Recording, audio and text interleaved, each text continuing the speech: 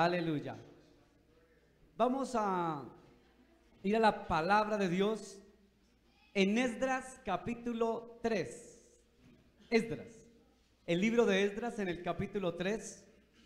Vamos a estar leyendo desde el versículo número 8, pero vamos a leerlo de forma antifonal, es decir, yo leo un versículo, ustedes leen el siguiente, amén. Entonces dice la bendita palabra de Dios, la leemos en el nombre del Padre y del Hijo y del Espíritu Santo, amén y amén. Dice, hay un título que dice colocación de ¿qué? De los cimientos del templo. Versículo 8 dice así: en el año segundo de su venida a la casa de Dios en Jerusalén, en el mes segundo, comenzaron Zorobabel, hijo de Salatiel, Yeshua, hijo de Josadá, y los otros, sus hermanos, los sacerdotes y los levitas, y todos los que habían venido de la cautividad a Jerusalén, y pusieron a los levitas de 20 años arriba para que activasen la obra de la casa de Jehová. Yeshua también, sus hijos y sus hermanos, también y sus hijos, hijos de Judá, como un solo hombre, asistían para activar a los que hacían la obra en la casa de Dios, junto con los hijos de Henadá, sus hijos y sus hermanos levitas. Y cuando los albañiles del templo de Jehová echaban los cimientos, pusieron a los sacerdotes vestidos de sus ropas y con trompetas, y a los levitas hijos de Asaf con címbalos, para que alabasen a Jehová según la ordenanza de David, rey de Israel. Y cantaban, alabando y dando gracias a Jehová, y diciendo, porque Él es bueno, porque para siempre es su misericordia sobre Israel. Y todo el pueblo aclamaba con gran jubileo, alabando a Jehová, porque se echaban los cimientos de la casa de Jehová. Y muchos de los sacerdotes, de los levitas y de los jefes de las casas paternas, ancianos que habían visto la casa primera, viendo echar los cimientos de esta casa, lloraban en alta voz, mientras muchos otros daban grandes gritos de tristeza y de alegría, ¿cierto? Y no podía distinguir el pueblo el clamor de los gritos de alegría. Amén. Y de la voz del lloro, porque clamaba el pueblo con gran júbilo y se oía el ruido hasta de lejos. Amén, amén. Padre, gracias por esta bendita palabra. Tu palabra es viva, eficaz y más cortante que espada de doble filo. Tu palabra es verdad.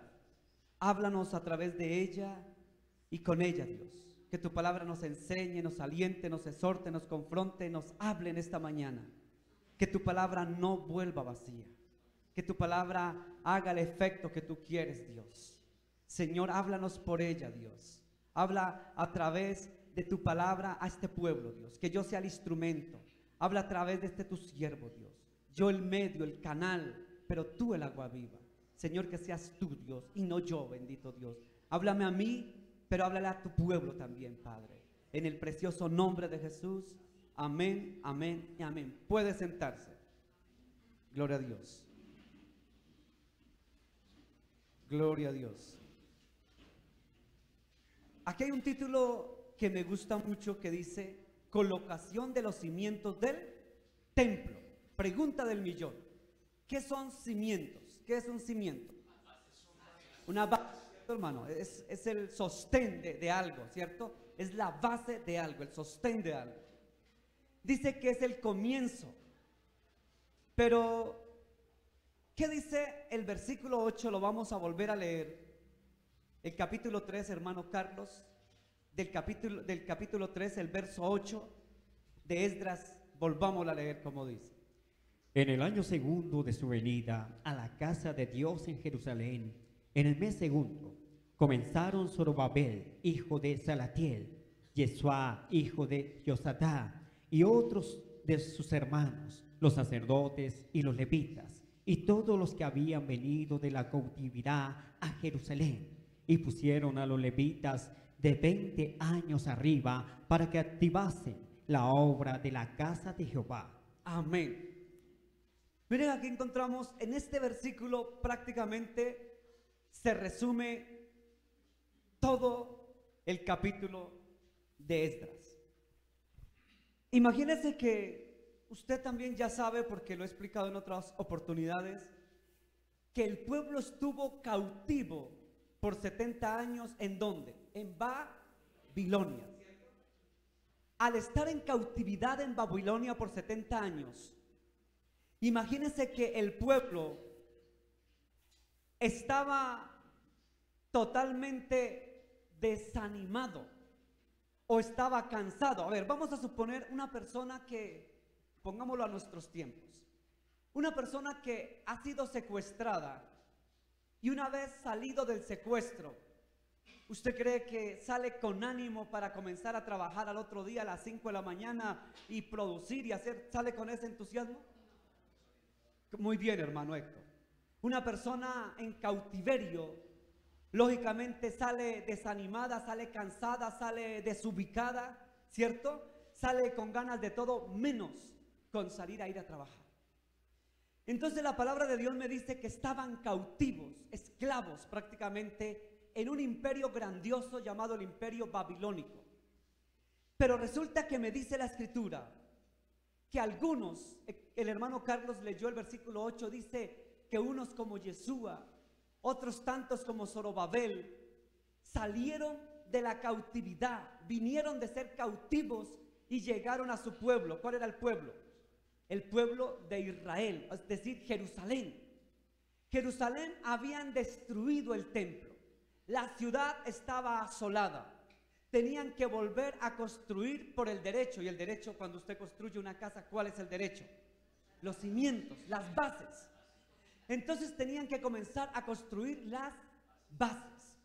Y cuando usted sigue leyendo el contexto, dice que los que comenzaron a construir esas bases, inmediatamente los ancianos y los que habían llegado del cautiverio, mire lo que dice, los que llegaron del cautiverio, una vez vieron que se estaban levantando los cimientos, dice que ellos comenzaron a gritar.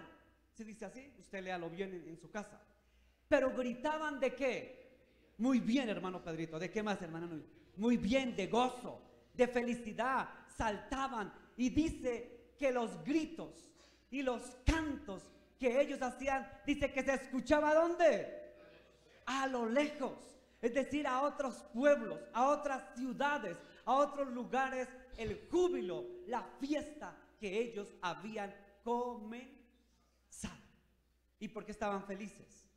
Porque estaban construyendo los cimientos del templo. ¿Y el templo qué era? La casa de Dios. Gozosos.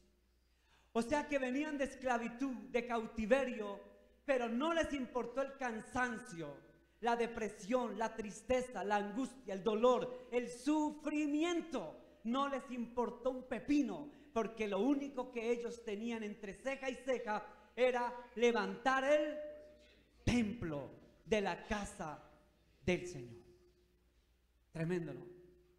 Alegría, comenzar a construir la casa de Dios.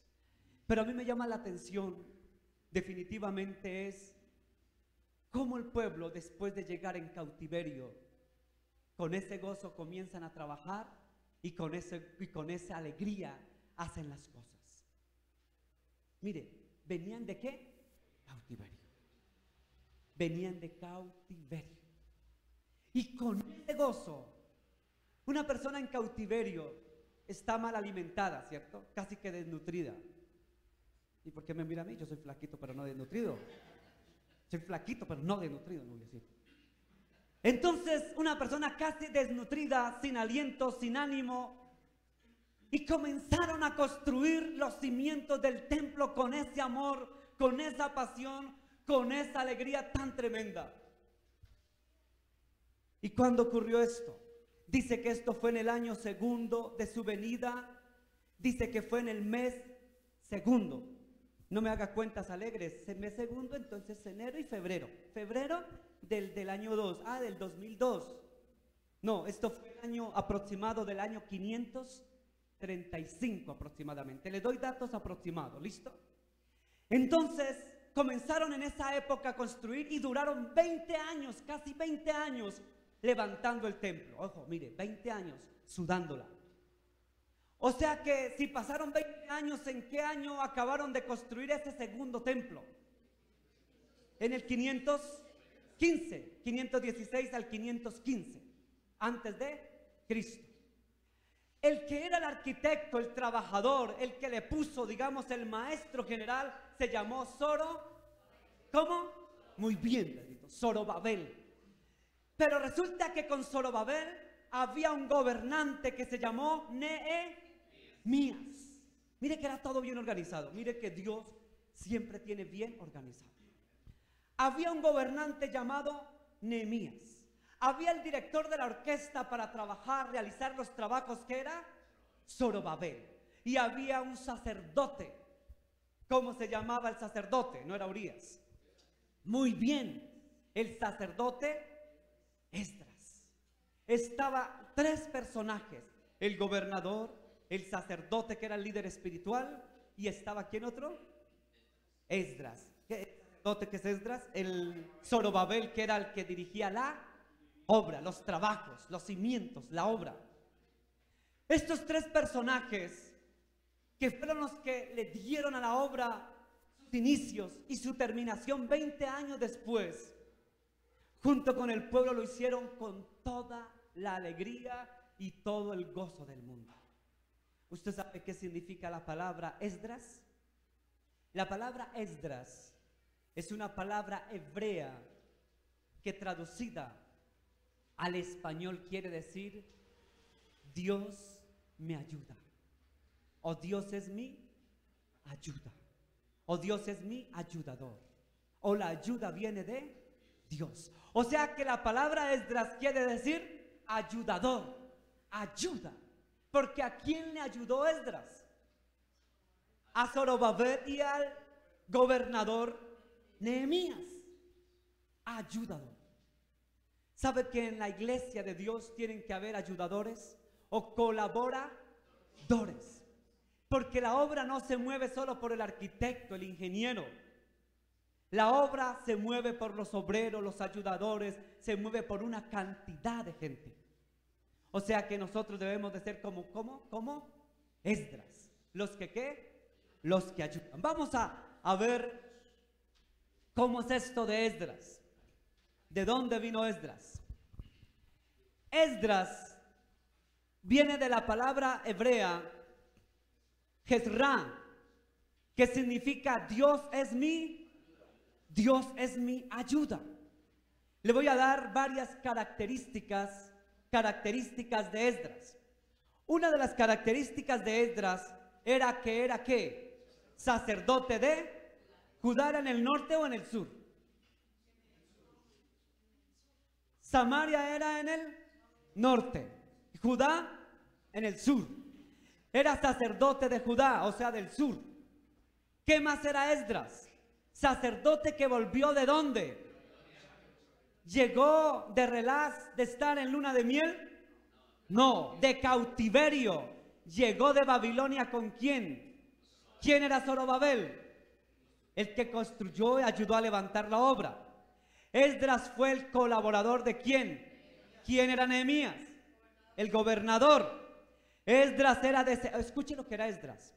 Era descendiente directo de Eleazar, no el señor de las empanadas. Eleazar era el hijo del sumo sacerdote Aarón, o sea que él venía del linaje ¿de qué? De sacerdotes, de los levitas. Muy bien. Esdras encontró ¿qué? Mucho apoyo, felicitaciones por parte de los samaritanos. ¿Quiénes eran los samaritanos? Los del norte, los de Samaria, los que se oponían a Judá. Y Esdras encontró gran oposición por los samaritanos. ¿Sabe qué decían los samaritanos? Decían, mire que van a comenzar a hacer la obra, pero en el momento que construyan eso, se les va a caer los muros, se les va a caer. Y eso, como que oraban y como que clamaban y como que pedían a Dios los samaritanos: ojalá les vaya mal, que se les caiga esa obra, que se les vaya para el suelo, que se les caiga, que se les caiga. Es que veré viene la hora que cuando se les caiga. Yo no estoy inventando. ¿Quién ha leído Nehemías? ¿Estoy inventando? ¿Sabe qué dice un pasaje de Nehemías? Léase Nehemías, que son como 5 hojitas. Mire que usted lee Nehemías, todo Nehemías, que es hermoso, cómo se construyó el templo y todo lo demás, y cómo se hizo esto. Y dice que los enemigos, ¿quién me da el nombre de uno? A ver. Tobías, ¿cierto? ¿Y qué? Y Sanbalá. Muy bien, hermano. Hermano, sí lee la Biblia, hermano. ¿Alguien más lee la Biblia aquí? No, mentiras, hermano. Sanbalá y Tobías y los enemigos y los del norte de Samaria decían: si tan solo se parare una zorra, se les cae, eso se les va para el suelo. Porque ellos, era lo que ellos querían. Y de la abundancia del corazón habla la boca. Eso era lo que quería, pues eso era lo que decían. Si se sube una zorra, se les va a caer su templo. Estaban esperando que se les cayera el templo.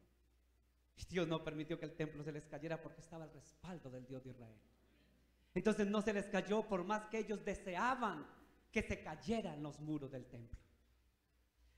Y sin embargo, como encontraron gran oposición, ¿qué hicieron? Se echaron a llorar y dejaron la obra tirada.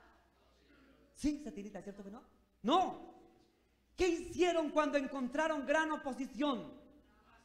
Más trabajaron, con más ahínco, con más energía, con más amor. Dijeron: si los samaritanos, samarios son los de Santa Marta, si los samaritanos, si los del norte desean que se nos caigan los muros, que se acabe el templo, que se caiga el templo, pues con más amor, con más alegría, con más gozo, con más entusiasmo vamos a trabajar para que se levante la obra de Dios. Y no importa que ellos nos maldigan, si Jehová Dios nos bendice.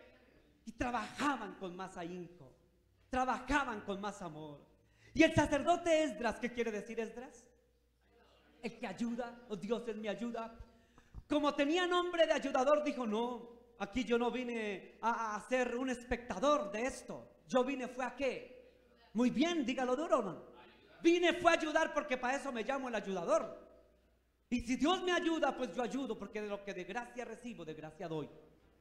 Entonces a mí Dios me puso fue para ayudar. Fíjese que el Esdras no quiere decir el traducción de Esdras no quiere decir el criticón. ¿Sí? Decía el criticón. No, ¿el qué? Dios es mi ayuda. Entonces yo hago honor a mi nombre, y Dios me puso fue a ayudar en la obra, a levantar la obra de Dios. Aunque encontró oposición por los samaritanos, siguió adelante junto con Nehemías y Zorobabel. Pero ¿qué otra característica encontramos en Esdras? Esdras llevó al pueblo, mire, esta sí que me gusta, hermano.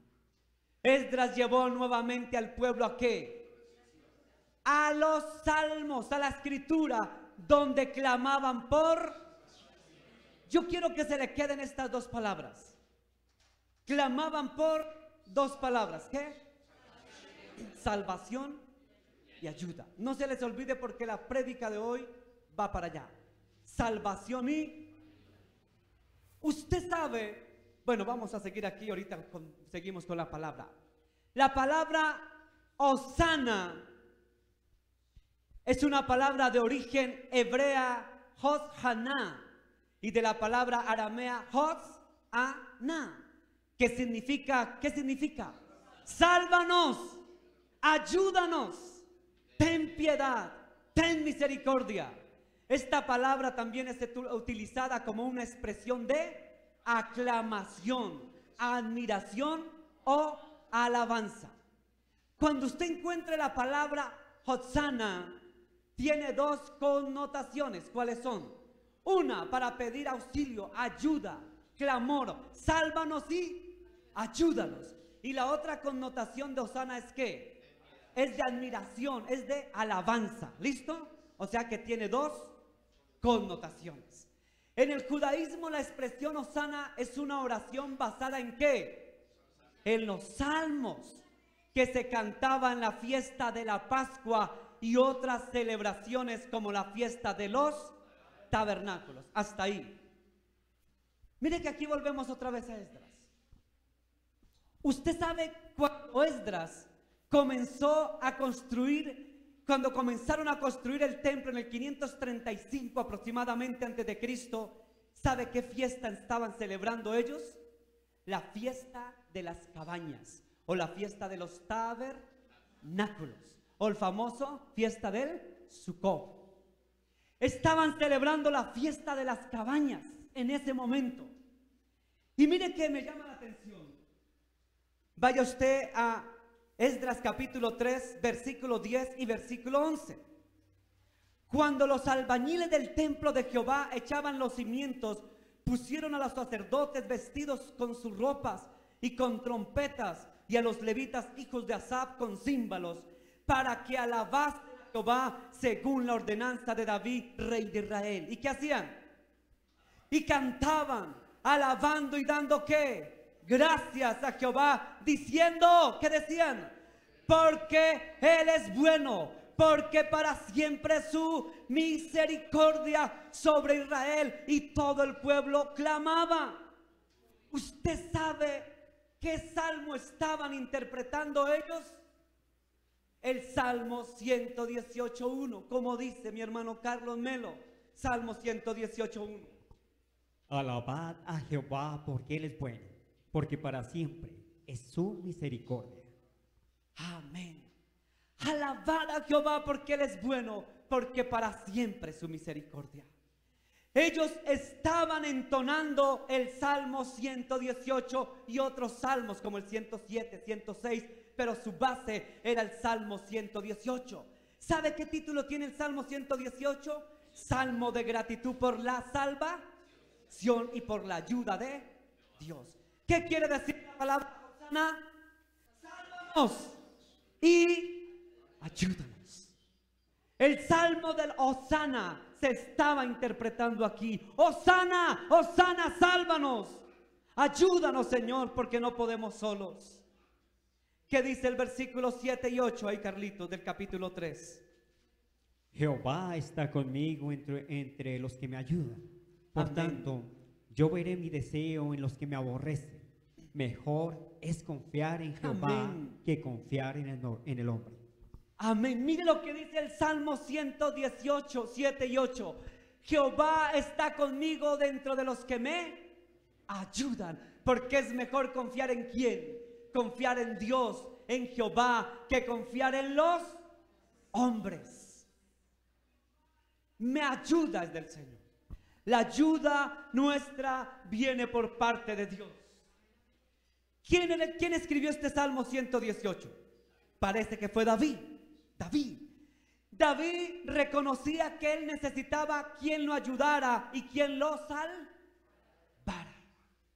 Cuando Esdras estaba cantando con el pueblo, cuando edificaban el templo, ellos entonaban la canción porque acudían al Salmo 118, porque sabían que Jehová era el que quien los ayudaba y los salvaba. Ese era el Salmo del Hosana. Sálvanos, ayúdanos, Señor. ¿En qué años se escribieron aproximadamente los salmos? 1000 años. Y se clamó por salvación y ayuda. ¿En qué año más o menos estaban construyendo el templo con Esdras? En el 535. O sea, 500 años después clamaron por salvación y ayuda. Pero quiero decirle otros personajes que clamaron por salvación y ayuda. Vaya usted a Mateo capítulo 8, el verso número 25, como dice Mateo 8, 25. Y vinieron sus discípulos y le despertaron diciendo: Señor, sálvanos, que perecemos. ¿Qué le dijeron los discípulos al Señor?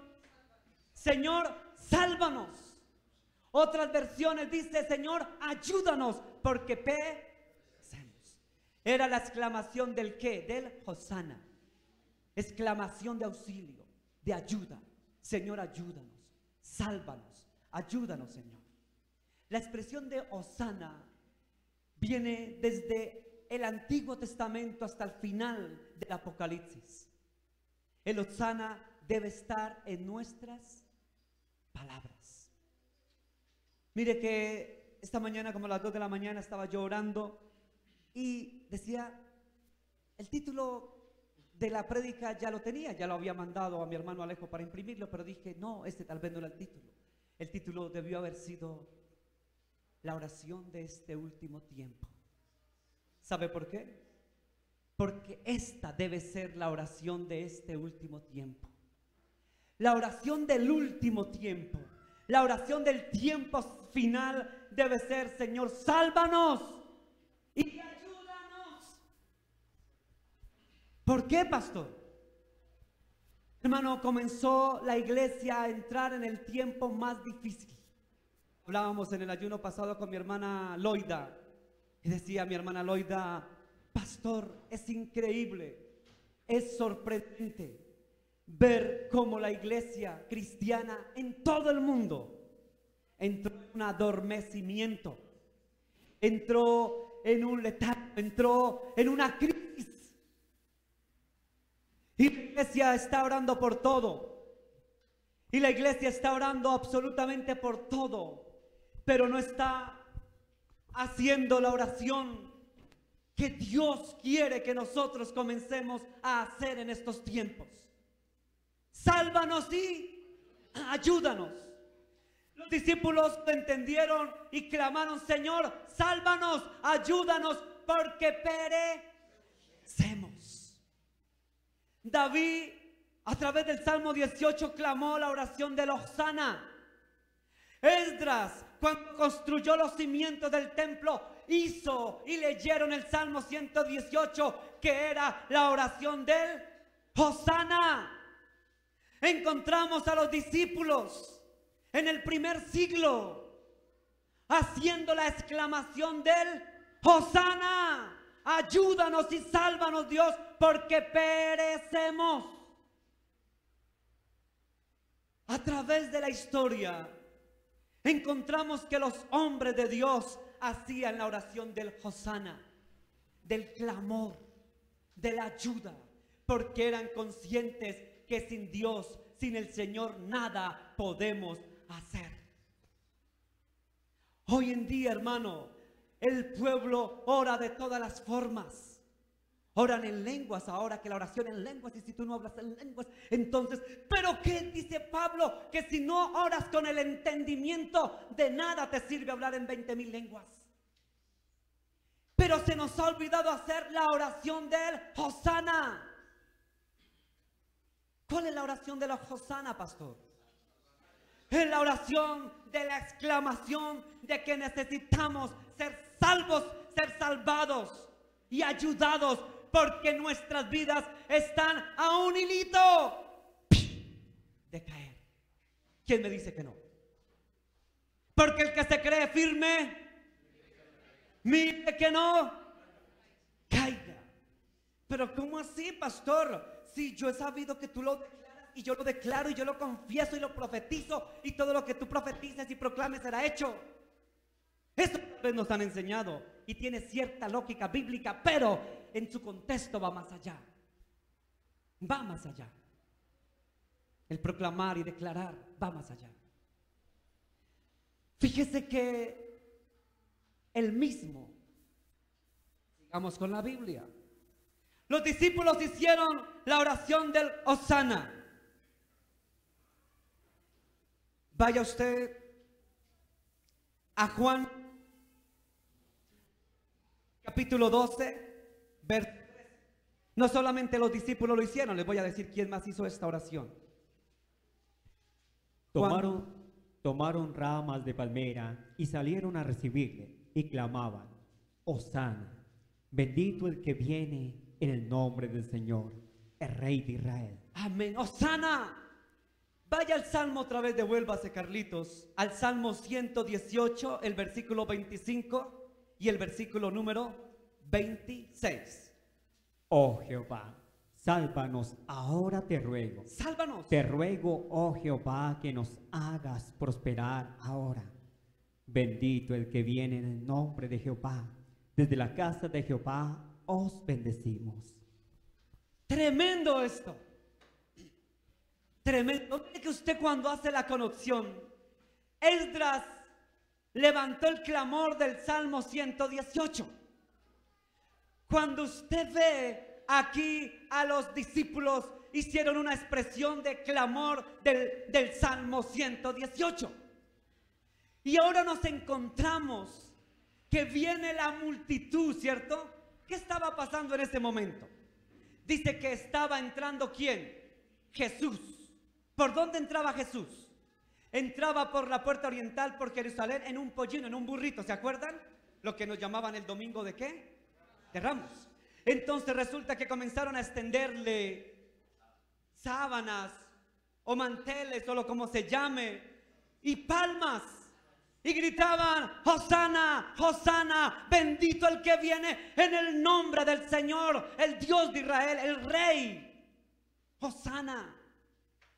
Estaban proclamando el Salmo 118, versículo 25 y versículo 26. Pero el Hosana en el Salmo 118 tiene un contexto. Vuélvalo a leer, hermano Carlitos. El Salmo 118, donde dice el versículo 25 y versículo 26, el Hosana tiene un contexto. ¿Cuál es el contexto? Oh Jehová, Pedrito, sálvanos ahora. Sálvanos. Te ruego, oh Jehová, que nos hagas prosperar ahora. Bendito el que viene en el nombre de Jehová. Desde la casa de Jehová os bendecimos. Si ve que todo tiene contexto histórico. Cuando ellos levantaron los ramos, levantaron los olivos, levantaron las mantas para tenderlas al paso del burrito, del pollino donde iba Jesús, ellos sabían lo que estaban gritando. A nosotros nos enseñan que solamente era una exclamación de ¿qué? De alabanza. Hosana, bendito el que viene en el nombre del Señor. ¿Eso es cierto? ¿Cierto? Sí. Pero la connotación de lo que la multitud gritaba era la siguiente: ¡oh Señor! ¿Sabe por qué tendían esas telas? Muy bien, hermano. Referencia. Ayuda, súplica, clamor. Sálvanos, ayúdanos, porque perecemos. Necesitamos un Salvador. Te necesitamos, Dios. Y decían: Hosana, sálvanos, ayúdanos. Y el contexto decía: bendito el que viene en el nombre del Señor. Ahí daban los dos contextos del Hosana. Hosana para alabarlo, Hosana para exaltarlo, Hosana para glorificarlo. Pero decían la exclamación interna y poderosa: sálvanos y ayúdanos, porque bendito es el que viene en el nombre del Señor. Sálvanos y ayúdanos. ¿Quién gritó eso? La multitud. El pueblo gritó: sálvanos y ayúdanos, porque bendito es el que viene en el nombre del Señor. Mire que nada de lo que ocurre en la Biblia es casual. Todo tiene una razón. La expresión más insignificante que aparezca en la Biblia tiene razón de ser. Ay, no, es que el pueblo, ¿usted cree que el pueblo gritó por inercia cuando Jesús entraba en el pollino por la puerta oriental de Jerusalén en ese domingo de Ramos que le llaman, diciendo: Hosana, Hosana, bendito el que viene? Eso no fue mera casualidad. Eso no era casualidad. Eso era una expresión profética. ¿Qué? Una expresión profética de que la multitud a través de los tiempos necesitarían ayuda y salvación y un Salvador. Esa oración nunca, la oración del Hosana, nunca lo dejaron los poderosos siervos de Dios. En las iglesias hoy hablamos Hosana, Hosana, y solamente ¿para qué? Para alabar, no más. O sea que tenemos el Hosana como una expresión común y silvestre, como decir aleluya. No, hermano, cuando usted estudia a profundidad lo que es ser Hosana, hermano, va a entender lo que tiene la profundidad de esa palabra. El Hosana va más allá, hermano, de lo que nos imaginamos. Esdras, ¿usted cree que Esdras, cuando abrió el libro de la ley, la Torá, cuando Esdras abrió la escritura, cuando comenzaron a levantar los cimientos del segundo templo, ¿de qué año estoy hablando más o menos? del 500 ¿qué? 35 antes de Cristo, cuando comenzaron los cimientos que duraron 20 años de construcción. En el 516 se terminó la construcción. Cuando comenzaron los cimientos, Esdras, cuando cita la palabra, citó fue ¿qué? El Salmo 118, que era el Salmo del Hosana, sálvanos y ayúdanos. David en el año 1000, cuando escribió el Salmo 118, el 107, el 106 y otros más, interpretaban la oración del Hosana. Cuando los discípulos estaban en peligro, ¿qué fue lo primero que expresaron? La oración de ¿qué? Del Hosana. Sálvanos y ayúdanos, porque ¿qué? Porque perecemos. Y la multitud, cuando Jesús entraba por la puerta oriental en el oriente, cuando arrojaban sus mantos, lo que decían: Hosana, Hosana, bendito el que viene en el nombre del Señor. Hacían la oración de Hosana en sus dos contextos. Número uno, alabándole, glorificándole, pero clamando por ayuda. El extender los mantos no solamente era la reverencia, sino era la necesidad de que el pueblo estaba. ¿Usted sabe por cuánto tiempo el pueblo estaba clamando por el Mesías? Los judíos, los sacerdotes, los levitas estaban clamando por la llegada del Mesías desde que se construyó el segundo templo. En el año 516 se acabó de construir antes de Cristo. Desde esa época comenzaron a clamar el Hosana. ¿El qué? El Hosana, para decir: necesitamos al Salvador, quien nos ayude. Y no dejaban de hacer esa oración. Los discípulos lo hicieron, la multitud la hizo, porque reconocieron: bendito el que viene en el nombre del Señor. En otras palabras, ese es el que nos va a ayudar y nos va a salvar. Pero voy a ir más allá, hermano. Esto de Hosana tiene una profundidad histórica y teológica tremenda, pero no voy a entrar en detalles. No acabaría hoy. Vamos a ver quién abogó por una ayuda de una forma no explícita, sino implícita, es decir, indirectamente clamó por la ayuda. Vaya usted a Primera de Pedro, capítulo 5, verso 10. ¿Qué dice, hermano Carlos Melo? Mas el Dios de toda gracia, que nos llamó a su gloria eterna en Jesucristo, después que hayáis padecido un poco de tiempo, Él mismo os perfeccione, afirme, fortalezca y establezca. Amén. Mire que aquí comienza, si usted analiza bien, comienza diciendo: más, mire lo que dice: más ¿quién? El Dios de toda gracia. Dejémoslo hasta ahí. Sáltese aquí al 1, 2, 3, 4, al quinto renglón. Dice: Él mismo. ¿Quién? ¿Quién es el mismo?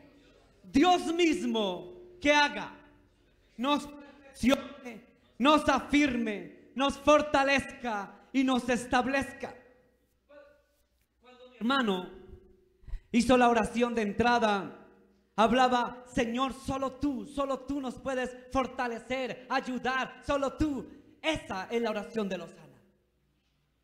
El mismo Pedro, ¿cuándo escribió Pedro esta carta? La primera carta de Pedro se escribió aproximadamente en el año 64 después de Cristo. O sea que Pedro, en forma implícita, decía: el único que nos puede fortalecer, el único que nos puede ayudar, el único que nos puede establecer, el único que nos puede afirmar, el único que nos puede establecer y el único que nos puede perfeccionar. Comienza el versículo: más el Dios de toda gracia. Pero lea usted el contexto, hermano Carlos, un versículo más arribita, de ahí de Primera de Pedro capítulo 5. Lea usted el versículo 9 más o menos. ¿Qué dice? Al cual resistid firmes en la fe, sabiendo que los mismos padecimientos se van cumpliendo en vuestros hermanos en todo el mundo. ¿Qué está hablando Pedro aquí? ¿De qué habla? De que los creyentes, el pueblo iba a pasar ¿por qué? Por sufrir. ¿Quién lo dice? Pedro, padecimientos. Dice, el pueblo va a pasar por padecimientos, tribulaciones, angustias. Es decir, el pueblo se va a desanimar. El pueblo va a perder las fuerzas. ¿O no dice ahí? Dice, el pueblo se va a dejar de afirmar, no va a estar afirmado. ¿Sí lo dice en el contexto? Dice, el mismo Dios. Felipito, colócame el versículo 10 de Primera de Pedro, el siguiente. Dice, mas el Dios de toda gracia, que nos llamó a su gloria eterna en Jesucristo, después de que hayáis padecido un poco de tiempo, Él mismo, ¿qué hará? Perfeccionará, afirmará, fortalecerá y establecerá. ¿Quién lo hará? Él mismo. En otras palabras, hay otras versiones bíblicas, otras versiones más modernas, no tan antiguas, traducen, Él mismo nos ayudará. Él mismo nos socorrerá, nos ayudará, nos fortalecerá, nos afirmará. Él nos ayudará. Él. En otras palabras, de una forma no explícita, sino implícita, Pedro estaba haciendo la oración del Hosana. Nuestra ayuda depende de Él. Tenemos que volver a Él para que Él mismo, mire que lo repite 2 veces, comienza a decir, más el Dios de toda gracia. Y si no les queda claro que el Dios de toda gracia es el Dios de toda gracia, entonces 3 renglones más abajo lo vuelve a aclarar Él mismo, por si usted no lo entiende. Más el Dios de toda gracia, y vuelve a decirlo, Él mismo nos afirmará, perfeccionará, establecerá, fortalecerá y levantará. Él mismo, es Él mismo el que nos ayuda. Es el Dios de toda gracia. Es el mismo. El pueblo necesita la ayuda de Dios. Y voy a terminar con esto. Que me conmueve Dios. Esto a mí, cuando estaba preparándolo, me conmovió mi corazón poderosamente. Vaya usted a Mateo capítulo 26, versículo 37 y versículo 39. ¿Qué dice, hermano Carlos? Y tomando a Pedro y a los hijos de Zebedeo, comenzó a entristecerse y angustiarse en gran manera. Entonces Jesús les dijo, mi alma está muy triste hasta la muerte. Quedaos aquí y velad conmigo. Yendo un poco delante, se postró sobre su rostro, orando y diciendo, Padre mío, si es posible, pase de mí esta copa, pero no sea como yo quiero, sino como tú. Amén. ¿Qué estaba haciendo Jesús aquí? Se fue al Getsemaní. ¿Qué quiere decir la palabra Getsemaní? Es una palabra hebrea que significa, muy bien, piedra o molino de trillar, de moler. Getsemaní, piedra, molino de trillar. Jesús entró allá cerca donde, ¿por qué se llamaba así? Porque resulta que en el monte de los olivos, en las faldas del monte de los olivos, donde sembraban los olivos para sacar el aceite, en las faldas había un molino, una piedra, y le llamaban el Getsemaní, que es molino de trillar o piedra de trillar. Por eso se llamó así. ¿Por qué yo alguna vez prediqué de eso? No voy a volver a predicar. Pero Jesús entró al Getsemaní, a la piedra de moler, de trillar. Y cuando entra la piedra de moler, dice que Él entró feliz, contento y dichoso, toteado de la risa. ¿Cómo entró Jesús al Getsemaní? Muy bien, hermano Vicente. Triste. Dijo, mi alma está triste y triste hasta la muerte. Cuando usted lee el contexto de esta historia, dice que Él estaba en agonía. ¿Qué es agonía? Sudó sangre.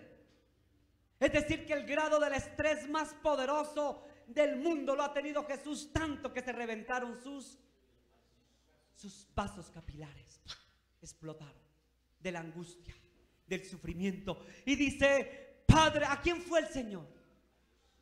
Dice, Padre, mi alma está triste y triste hasta la muerte. pero no te pido que se haga mi voluntad, sino la tuya. ¿Qué estaba haciendo Jesús? Estaba clamando, ¿por qué? Por la ayuda. Sálvame, Señor. Ayúdame, Señor. Te suplico que me ayudes. Dice la Escritura en el contexto que él estaba clamando al Señor. No era una oración común y silvestre. Era una oración que le salía de lo más profundo de sus entrañas, de su corazón. Mi alma está triste y triste hasta la muerte. El Señor estaba totalmente en agonía, en dolor, en sufrimiento. El mismo Jesús aprendió a clamar por ayuda. Estaba haciendo la oración del Hosana. Y nosotros, el pueblo de Dios, ni siquiera porque nos creemos autosuficientes. Vaya a Hebreos, capítulo 5, versículo 7. Mire que aquí aclara lo que pasó en el Getsemaní. Hebreos 5:7, ¿qué dice, hermano Carlos? Y Cristo, en los días de su carne, ofreciendo ruegos y súplicas, con gran clamor y lágrimas, al que le podía librar de la muerte, fue oído a causa de su temor reverente. Amén. Y Cristo en los días de su carne ofreciendo ¿qué? Ruegos. ¿Y qué más? Con alegría. Con una simple oración pequeñita. No, con clamor y lágrimas. ¿A quién clamaba? Al que le podía ayudar, librar de la muerte, y fue oído a causa del temor reverente. Grábese esa palabra, temor reverente. El mismo Dios fue a clamar, llorar con sufrimiento, clamando al Padre con lágrimas, clamor con lágrimas. Dice que él sabía a quién acudía para que fuera en su ayuda, dice Hebreos. Hermano, Jesús nos dio a nosotros la pauta para que la oración del Hosana nunca la apartemos de nuestra boca.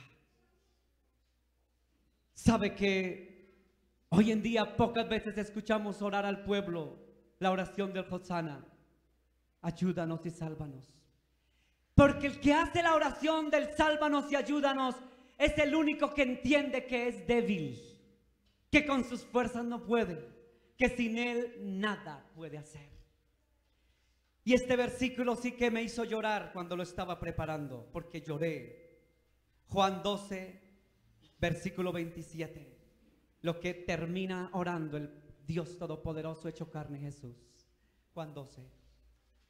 Ahora está turbada mi alma, ¿y qué diré? Padre, sálvame de esta hora, mas para esto he llegado a esta hora. Ahora está turbada mi alma. La palabra turbada mi alma quiere decir está totalmente agobiada, angustiada, afligida, triste. Es decir, que el grado de estrés, de angustia, de dolor, de sufrimiento, de agonía que ningún ser humano en la tierra había pasado, Jesús lo estaba viviendo. Mi alma estaba triste, turbada. Y Jesús dijo entonces, ¿qué diré ahora? ¿Qué diré ahora? Dice el Señor. Y él mismo se pregunta, pero él mismo se responde. Él se pregunta, ¿qué haré ahora? Porque mi alma está confundida, está agobiada, triste. ¿Qué haré ahora? ¿Qué diré? Y él mismo responde, Padre, sálvame de esta hora. Él mismo aprendió a decir, sálvame. Él mismo dijo, ayúdame, sálvame, porque perezco. Aunque no dice el contexto perezco, pero se sobreentiende. Sálvame. La misma oración que hicieron los discípulos cuando la barca se iba a hundir. Maestro, sálvanos que perecemos. La misma oración que hicieron cuando Jesús entraba triunfal por Jerusalén en el monte, en los olivos. Señor, sálvanos y ayúdanos. La misma oración que en el año 535 antes de Cristo Esdras hizo cuando construyó el templo. Sálvanos y ayúdanos. La misma oración que hizo en el año 1000 antes de Cristo el mismo David en los salmos, con el salmo 117, 116, 118, 107 y otros salmos. La oración del Hosana, sálvanos y ayúdanos. Hosana. Hermano, hoy en día se ha olvidado hacer esta oración, porque ahora nos han enseñado: no, hermano, usted no tiene por qué pasar por necesidades, por todo. Usted solamente profetice, usted proclame, usted declárelo, y usted lo declara y está hecho. Solo declare, solo proclame, solo dígalo y todo está hecho. Jesús dijo eso. Sí tiene la palabra poder, amén, sí. Yo no estoy diciendo que no. La palabra tiene poder. Lo que usted confiese con su boca será claro. Pero resulta que hay momentos, escuche, que esta regla no es universal. Esta regla no es universal. Hay momentos que su oración no debe ser proclamo y declaro y será hecho y ya es y punto. Hay momentos que es la oración del Hosana. Y en estos tiempos, en estos últimos tiempos,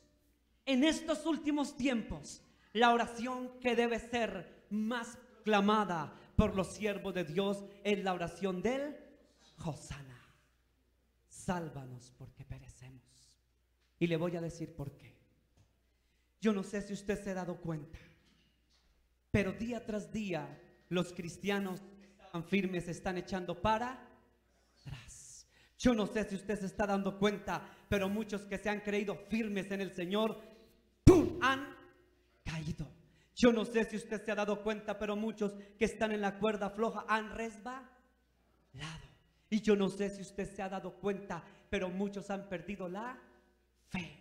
Y yo no sé si usted se ha dado cuenta, pero en el pueblo de Dios la gente cada día se desanima más. Y vuelvo a poner a mi hermana Loida cuando decíamos en el ayuno, me decía con preocupación: pastor, hay que orar, porque la iglesia a nivel mundial, me dijo así, hermana Loida, ¿sí fue que dijo así? Sí, dijo así, tomo sus palabras, no las mías. Oh, pastor, a nivel mundial, y no esta iglesia, pastor, esta iglesia está entre ellas, pero le digo que la iglesia en todo el mundo entró en una época de adormecimiento. ¿Por qué? Porque ya los demonios, sabiendo que les queda poco tiempo, porque Jesús va a regresar por su iglesia, comenzaron a botar los dardos más terribles en la historia.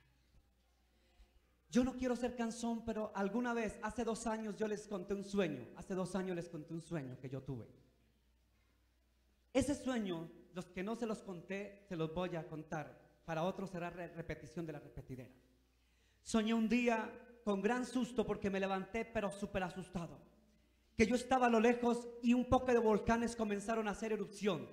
Y hacían erupción y erupción y erupción y salían esas llamas, esa lava. Y yo como que de lo lejos, pero a mí no me tocaban y caían y caían. Y yo, Dios mío, comencé en desespero. Eso va a venir a mí. Yo, Dios mío, ayúdame, Dios. Mire, hice la oración de Lozana en el sueño. Señor, por favor, ayúdame, Señor. Dios, Dios. Y yo comencé a clamar como aterrado. Señor, ayúdame. Y entonces yo decía: Señor, ¿eso qué es? ¿Por qué tanto? ¿Por qué tanta explosión? ¿Por qué? ¿Por qué, Señor? Y escuché una voz. Yo no soy, y los que me conocen, yo no soy dado que soy profeta, que a mí Dios me habla. Yo soy, ustedes me conocen.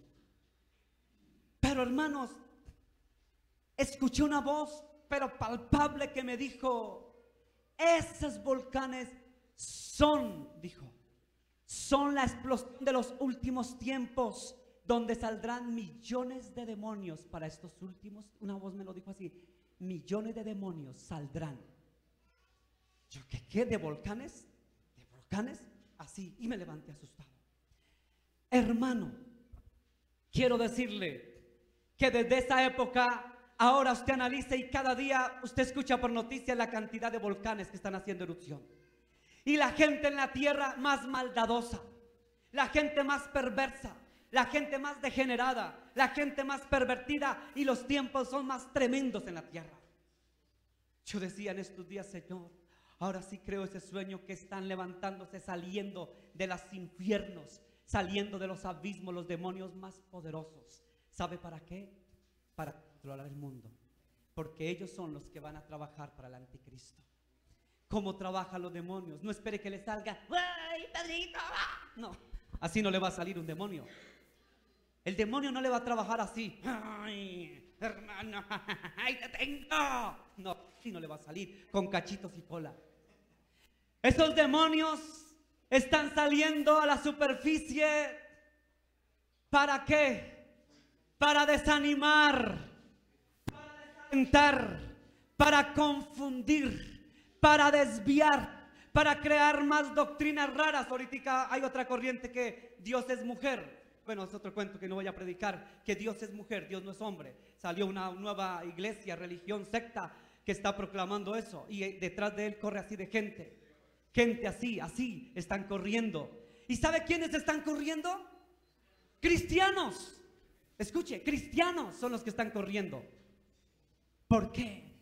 Porque están llegando demonios de de engaño, demonios tremendos que están desviando a la gente.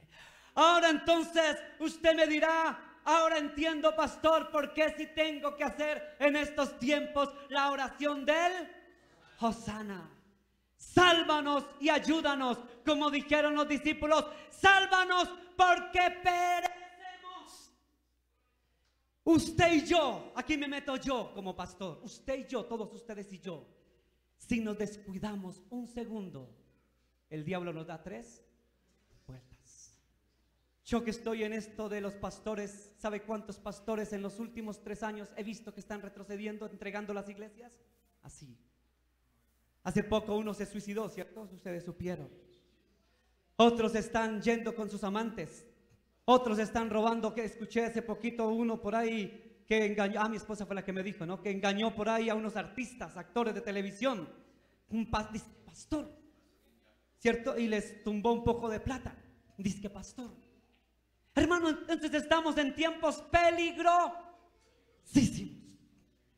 Entonces no me venga a decir que estamos chévere. No, hermano, ahora usted no escuche como las nuevas corrientes de los pastores. Hermano, este año va a ser mejor, va a ser no sé qué. ¿Mejor en qué sentido? Porque si vamos a la Biblia, espiritualmente, cada año que pase va a ser más duro. Así de sencillo. O sea que la oración del Hosana es más actual y más real porque tenemos que hacerla. Ahora más que nunca, mira hermano, yo ahora cada vez que me acuesto o me levanto, Padre, sálvame, ayúdame, porque estoy expuesto a todo. Hace poco escuché otro caso. Un pastor estaba cerrando su iglesia, cerrando la iglesia con llave. Se fue a subir a su auto y dice que llegó un sicario en una moto, llegó y pum, pum, no estoy hablando aquí en Colombia, en Guatemala me parece, fue en Centroamérica.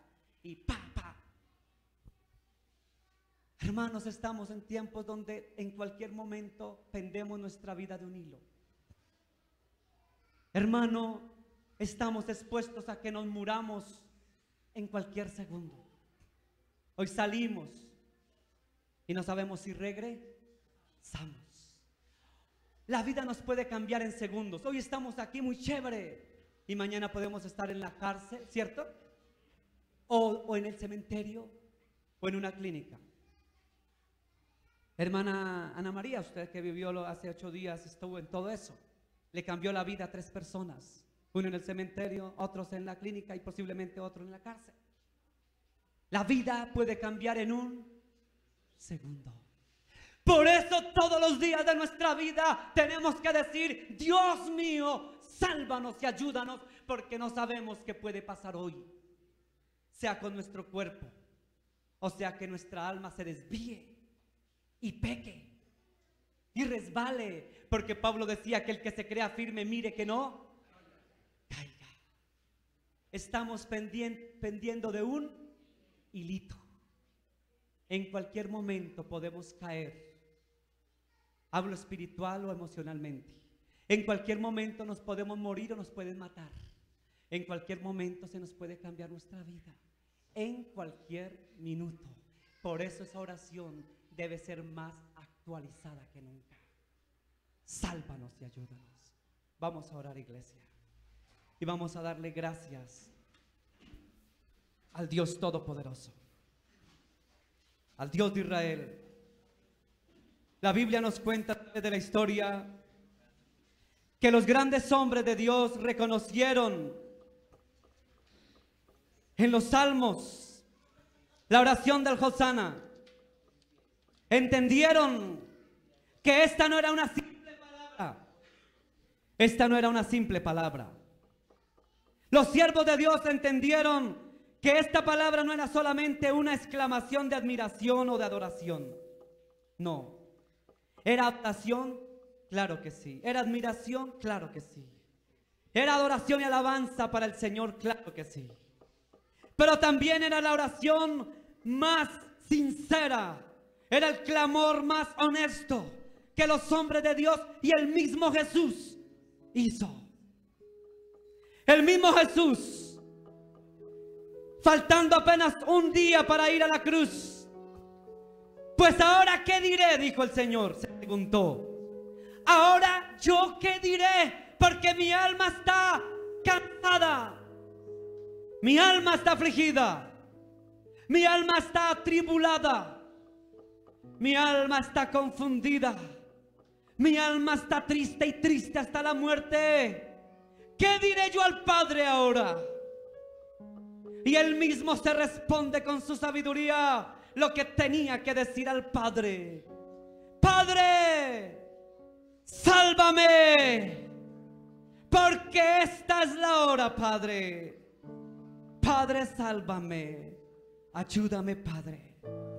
Hosana, Hosana, el Hosana que dijo David 1000 años antes.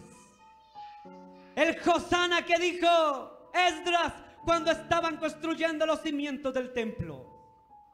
El Hosana que estaban hablando los discípulos cuando la barca se iba a voltear. Señor, sálvanos, ayúdanos porque perecemos. El mismo Hosana que el mismo Pedro se atrevió a decir en Primera de Pedro 5:10, el mismo Dios, el mismo nos fortalecerá, ayudará y establecerá. En otras palabras, Pedro le dijo a la iglesia del tiempo de Roma, primer siglo, pero la iglesia de estos tiempos: Padre, solo tú puedes ayudarnos a fortalecernos. El Dios mismo. Esa oración de auxilio, de ayuda que hizo Pedro, que hicieron los discípulos, que hizo Esdras, que hizo David, fue la misma que hizo Jesús en el Getsemaní cuando dijo: Padre, si es posible, pasa de mí este cáliz y no se haga tu voluntad sino la mía, la tuya. Padre, ayúdame. Padre, sálvame. Y que no se haga mi voluntad sino la tuya. ¿Cómo le falta a la iglesia de Cristo en este último tiempo recordar la oración de Hosana? Se nos ha enseñado a orar diciendo: hermano, proclame, hermano, profetice, hermano, declare y será hecho. Esta oración se nos enseñó a hacer en estos tiempos. La oración del declarar y profetizar y proclamar, porque todo es mágico, arte de magia.